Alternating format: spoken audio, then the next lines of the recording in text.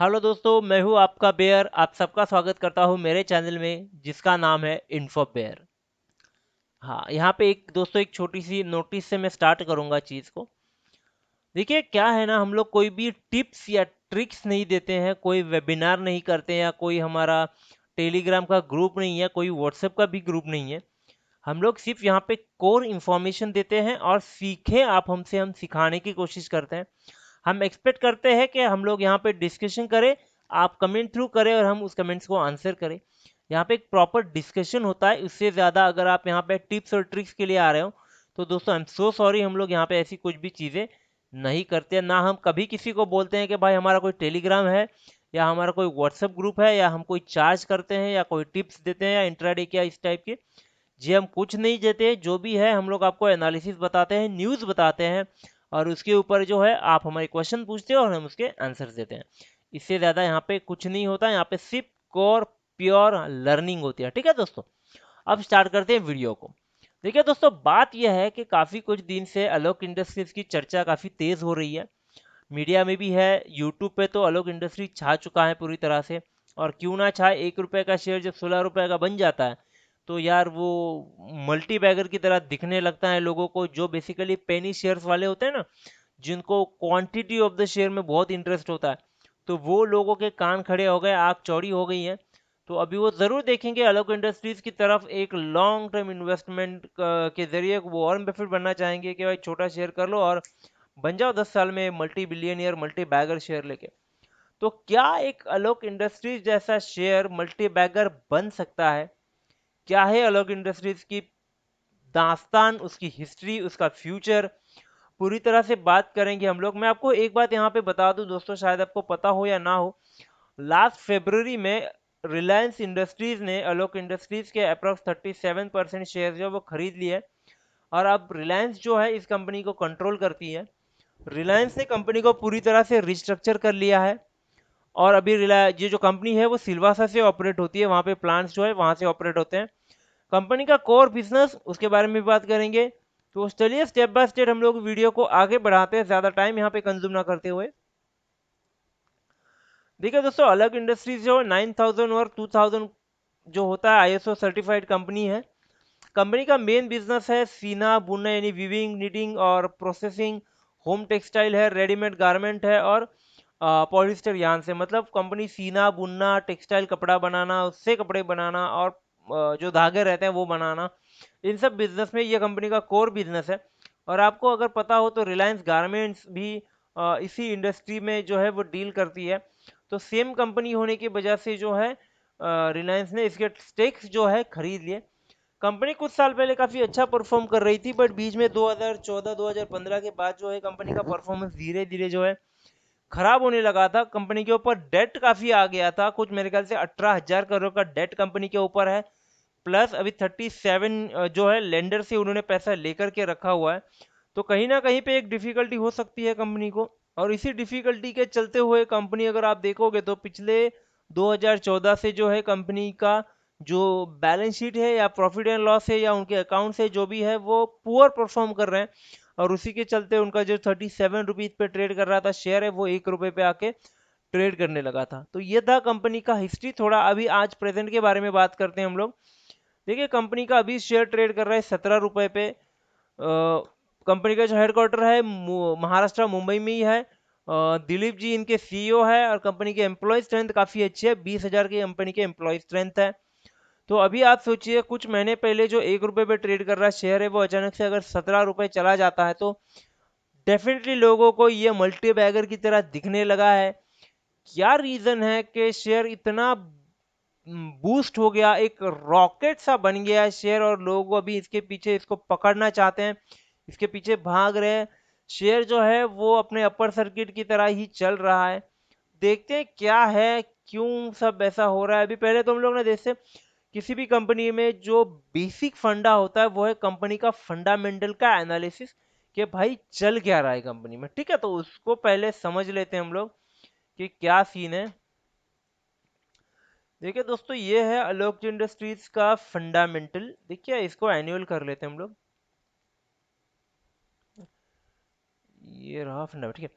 अभी सेल्स की तरफ अगर देखेंगे 2015 में शेयर था 22,000 का, सेल्स किया था 22,000 करोड़ का।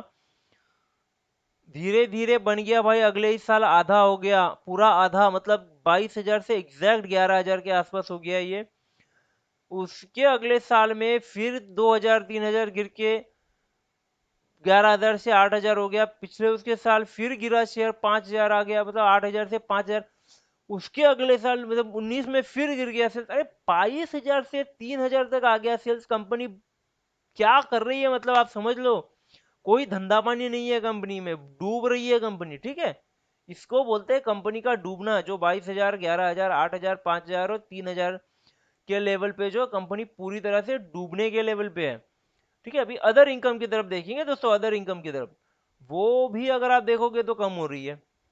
अदर इनकम में भी शायद उनकी इन्वेस्टमेंट्स हो या कुछ भी हो सकता है अदर इनकम में कंपनी के, ठीक है। तो 224 से 33 से 65 आ गया, फिर 105 आ गया, फिर यहाँ पे थोड़ा ग्रोथ हो गया, 124 हो गया कंपनी का, ठीक है। अभी ओवरऑल इनकम काउंट करेंगे तो ये मिला के कुछ 3,200 के आसपास, कोई बड़ी ही कीमत नहीं है। बट यहाँ पे 2019 में एक चीज अगर आप देखोगे ना दोस्तों, 2015 में एक्सपेंसेस 18 थे, 15 हो गए, 10 हो गए, फिर 18 हो गए, यहाँ पे माइनस में है।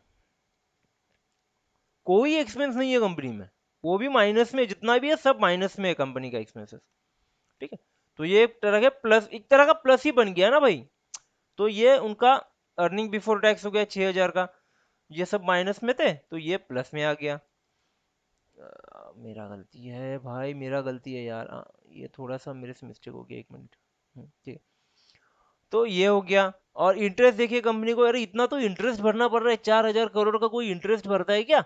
तो आप समझ लो 18,000 करोड़ का लोन है, कंपनी को 4,000 करोड़ का तो इंटरेस्ट ही भरना पड़ रहा है।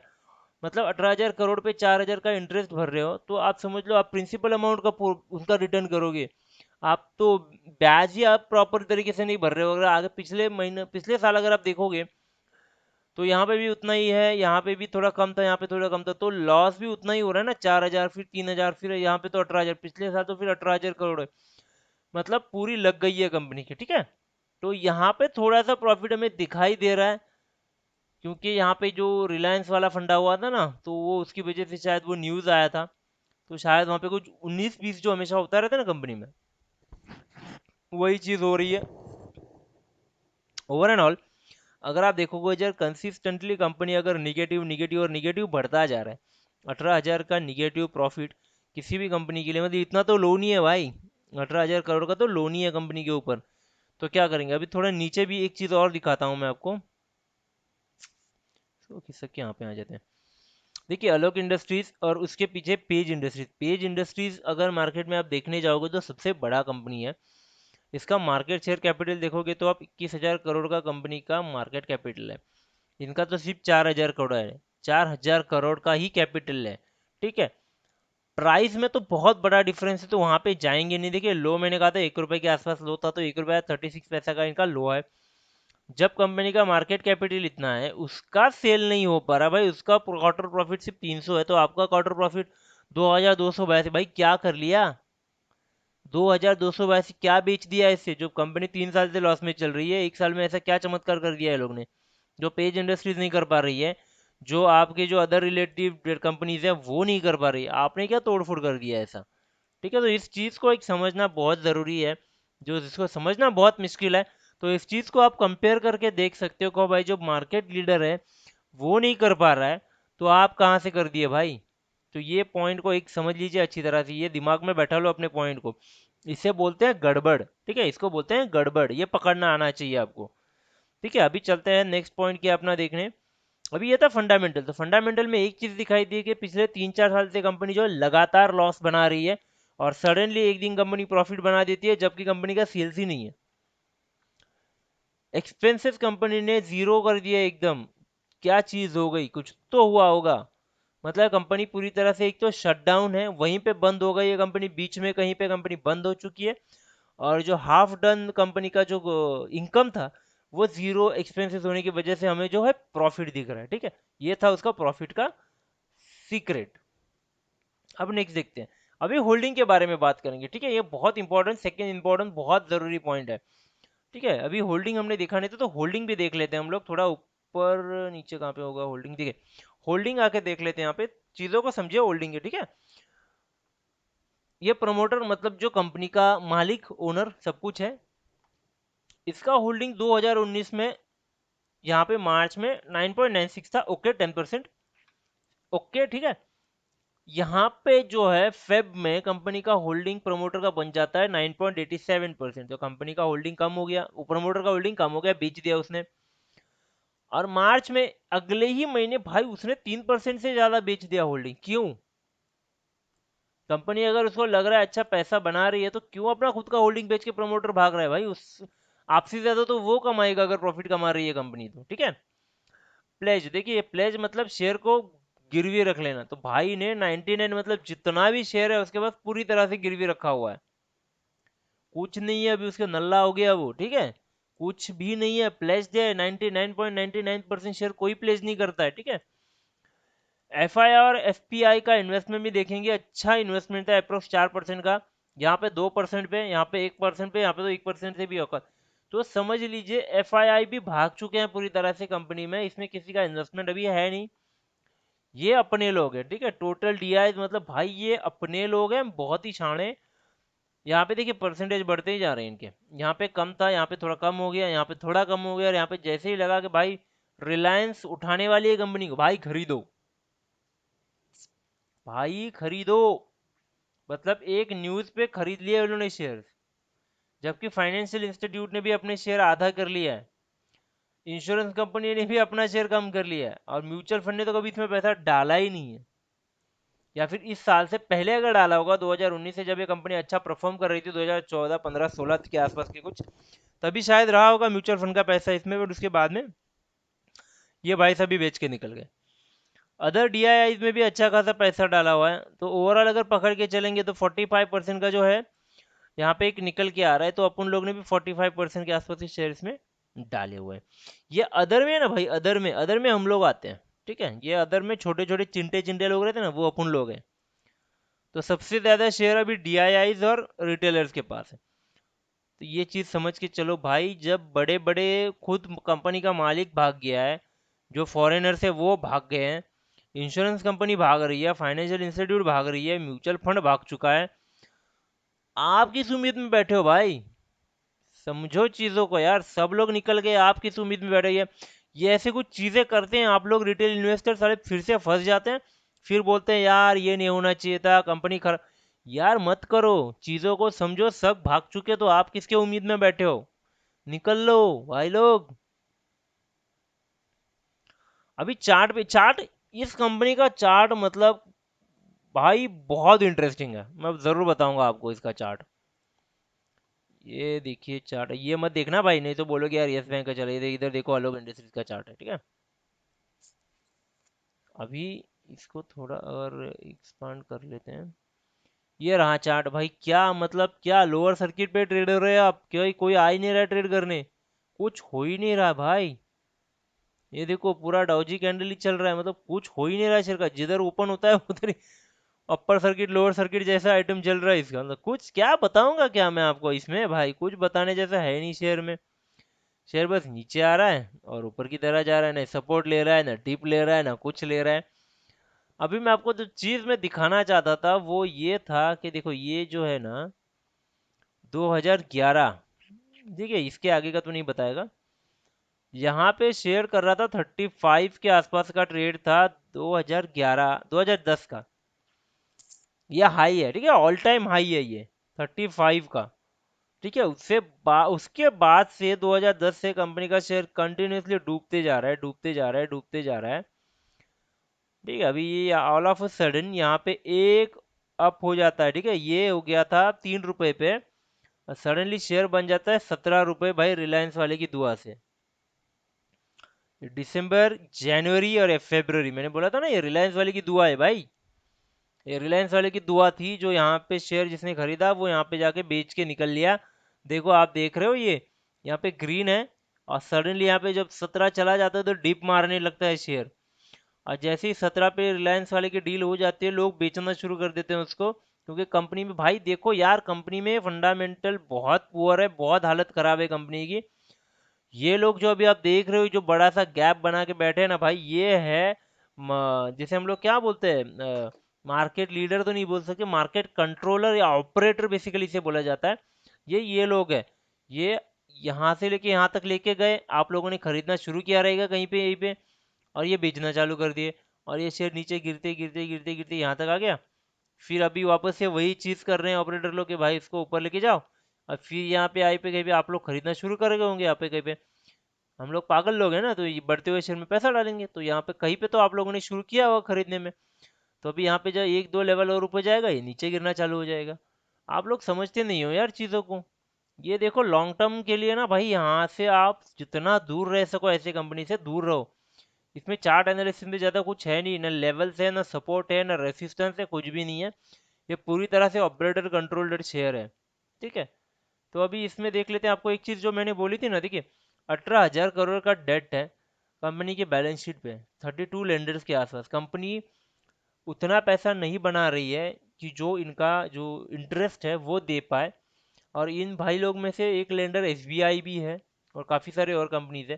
कंपनी ऑलरेडी बैंकरप्ट हो चुकी है, और मे बी अभी ये जो लेंडर्स है ये अगर केस फाइल कर दे कंपनी के ऊपर कि भाई ये पैसा नहीं दे पा रही है, तो शायद कंपनी के शेयर्स उन्हें मिल जाएं, या कुछ ऐसे ऊपर नीचे चीज़ें हो सकती है। बहुत बड़ा अभी तक चीज़ें यहाँ पे चालू है। तो वो सब टेक्निकल आप समझ लो, वो अंदर वाली बातें भी आप समझ लो। जो कंपनी अपने लिए हुए पैसे का इंटरेस्ट नहीं दे पा रही है, वो कंपनी प्रिंसिपल अमाउंट कहाँ से देगी? सोचो, मतलब हमेशा जो है ये डेट वाली जो तलवार है हमेशा इस कंपनी के सर पे के ऊपर हमेशा लटकती रहने वाली है। तो वो सब चीज़ों को समझ के चलो। एक छोटा सा स्वाट एनालिसिस जो हमेशा हम लोग करते हैं किसी कंपनी को समझने के लिए, ये बहुत हेल्प करता है आप लोगों की, कि पूरा अगर आप नहीं समझ पा रहे हो तो ये 4 पॉइंट आपको पूरी तरह से पूरा सब कुछ समझा देते हैं। कंपनी की स्ट्रेंथ है कि भाई देखिए कंपनी का ईपीएस बहुत ही अच्छा चल रहा है। अगर हम लोग पिछले एक महीने से देखें तो ईपीएस ये जो है ना, ये करंट एनालिसिस पे होता है, ये एवरीडे बदलता है। ठीक है।